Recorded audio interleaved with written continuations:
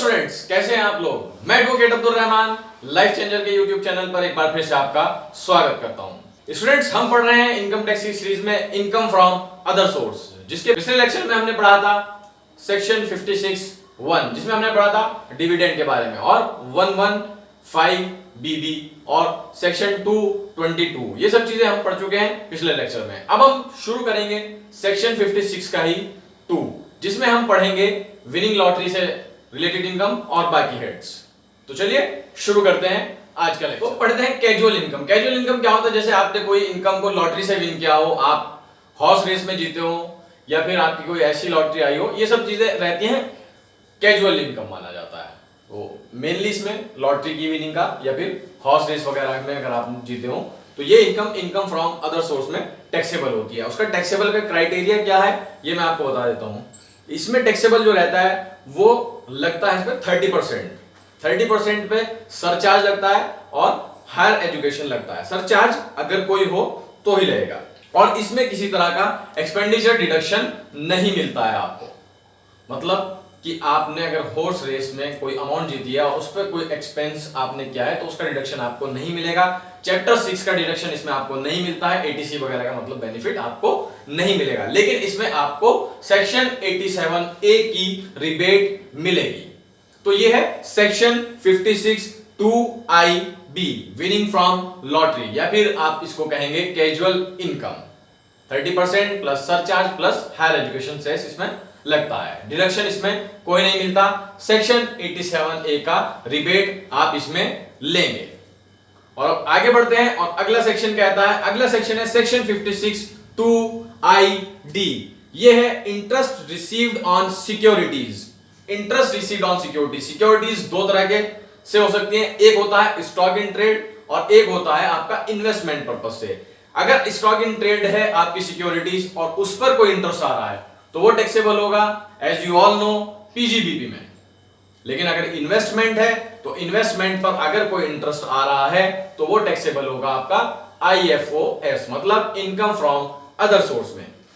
उसमें आपको जो इंटरेस्ट में कुछ एग्जेम्पशंस मिल जाती हैं अंडर सेक्शन 1015, जो कि बहुत इंपॉर्टेंट है और आपको जान लेनी चाहिए। उसको नोट कर लीजिए, एक लाइन की बात है कि interest on post office saving bank account में है तो आपको 3500 रुपए का उसमें आपको एक तरह से बेनिफिट, मतलब 3500 रुपए तक की एग्जेम्पशन है इंडिविजुअल अकाउंट पे। ज्वाइंट अकाउंट है तो 7000 रुपए की। Interest on bonds of IRFCL, मतलब Indian railway financial corporation limited, NHAI, RECL, PFCL, अगर यहां के बॉन्ड से कोई इंटरेस्ट आ रहा है तो that will be exempt for you. उसके बाद interest on gold deposit bond issued under section gold monetization scheme 2015, अगर इस स्कीम के तहत कोई आपको गोल्ड बॉन्ड इशू है तो उस पर मिलने वाला इंटरेस्ट भी एग्जेम्प्ट होता है। उसके बाद interest from tax free pooled finance development bonds अगर मिल रहा है तो भी आपके लिए एग्जेम्प्ट है। उसके बाद आगे बढ़ते हैं और एक चीज को यहां पर रोक देते हैं, वो है गिफ्ट का सेक्शन। क्योंकि गिफ्ट का सेक्शन में आपको लास्ट लेक्चर जब हम खत्म करेंगे आईएफएस, उसमें पूरा एक गिफ्ट का लेक्चर चलेगा हमारा। तो गिफ्ट को यहां पर रोक करके मैं उससे आगे आपको बढ़ाता हूं, क्योंकि गिफ्ट का एक बहुत लंबा है, वो मैं आपको आराम से और अलग से समझाऊंगा पूरा। उस पर गिफ्ट के ऊपर एक अलग वीडियो हम शूट करेंगे, जो कि लास्ट लेक्चर भी होगा हमारा इनकम फ्रॉम अदर सोर्स का। तो हम आगे बढ़ते हैं सेक्शन 56(8), जो कि आपको जब जैसे आपकी कोई बिल्डिंग एक्वायर हो रही है, जब हमने कैपिटल गेन में भी पढ़ा था, तो उस पर मिलने वाला जो आपको कंपनसेशन आपको जो मिल रहा है उसमें आपको 50% जो अमाउंट होगा वो टैक्सेबल होगा प्रीवियस ईयर में, और उसमें आपको सेक्शन 57 में 50% की रिबेट मिल जाएगी। उसके बाद आगे चलते हैं, और डिडक्शंस इसमें जो मिलती हैं अंडर सेक्शन 57, मतलब अंडर सेक्शन 57 के अकॉर्डिंग कुछ डिडक्शंस आपको अलाउ होती है और कुछ डिडक्शन 58 में डिसअलाउ होती है। तो पहले अलाउ अंडर सेक्शन 57 देख लेते हैं कौन कौन सी। Commission on remuneration paid to the realized dividend and interest, मतलब यह है कि अगर आपने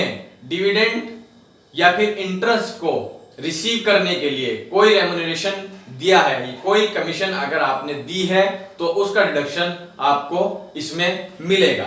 उसके बाद अगर फैमिली पेंशन 15,000 से कम है तो आपको उसका भी डिडक्शन मिलेगा। Employee contribution if remitted before due date by employer, अगर एम्प्लॉयर ने ड्यू डेट से पहले एम्प्लॉय कंट्रीब्यूशन को रेमिट कर दिया है तो उसका डिडक्शन भी आपको मिल जाएगा। Income from letting of plant and machinery on hire, अगर प्लांट एंड मशीनरी हायर किया है किराए पर तो उसका डिडक्शन आपको मिलेगा। Amount paid for current repairs to plant and machinery, जो जो उसमें मिलेंगे आपको वो मैं बता रहा हूं। जो आपने अमाउंट पे किया है आपने प्लांट एंड मशीनरी को रिपेयर्स में, इंश्योरेंस अगर कोई दिया है प्लांट एंड मशीनरी का तो, और normal depreciation allowance for plant and machinery. ये हो गया सेक्शन 57 के अकॉर्डिंग मिलने वाले डिडक्शन जो कि आपके लिए परमिसिबल हैं। अब पढ़ते हैं सेक्शन 58 के अकॉर्डिंग जो कि आपको परमिट नहीं करती डिडक्शन लेने के लिए। वो कौन कौन से हैं? वो भी मुश्किल से 2 या 3 ही हैं अगर आप उसको देखेंगे तो ये है। तो इनकम फ्रॉम अदर सोर्स बहुत छोटा सा चैप्टर है, मैं आपको बताऊं, इसके बाद हमारा सिर्फ गिफ्ट का पोर्शन रह जाएगा। अगर पर्सनल एक्सपेंसेस कोई किया है तो उसका डिडक्शन नहीं मिलता है। एक्सेसिव पेमेंट टू रिलेटिव, जब हमने पढ़ा था पीजीबीपी में भी एक सेक्शन में कि अगर आप रिलेटिव को कोई एक्सेस पेमेंट कर दें, 100 की चीज 500 में ले लेंगे, इस तरह से, इसी तरह से इसमें कैश पेमेंट मोर देन 10,000, अगर आपने 10,000 से ज्यादा की कैश पेमेंट की है तो डिसअलाउ हो जाएगा। Disallowance studied in PGBP for TDS default will also apply in IFS. जैसे पीजीबीपी में टीडीएस का था, हमने पढ़ा था कि टीडीएस अगर आपने काटा नहीं है या फिर काट लिया है और गवर्नमेंट को जमा नहीं किया है, सेम एज आईएफओएस में। तो ये छोटा सा चैप्टर है इनकम फ्रॉम अदर सोर्स का, जिसका एक पार्ट अभी रह गया है वो है गिफ्ट का। जैसे कि आपके किसी रिलेटिव को किस ओकेजन पे दिया, किस रिलेटिव को, इंडिविजुअल के लिए क्या रूल है, एचयूएफ के लिए क्या रूल है, ये सब चीजें पढ़ेंगे हम इनकम फ्रॉम अदर सोर्स के अगले लेक्चर में। और वहीं पर हम इनकम फ्रॉम अदर सोर्स को खत्म कर देंगे और हमारे 5 हेड कंप्लीट हो जाएंगे। तो स्टूडेंट्स, मिलता हूं मैं आपसे एक नई और फ्रेश वीडियो में, और तब तक के लिए अपना ख्याल रखिए, पढ़ते रहिए, अपने आप को सेफ रहिए, घर पे रहिए, सुरक्षित रहिए। मिलता हूं अगली वीडियो में। Bye bye, have a nice day.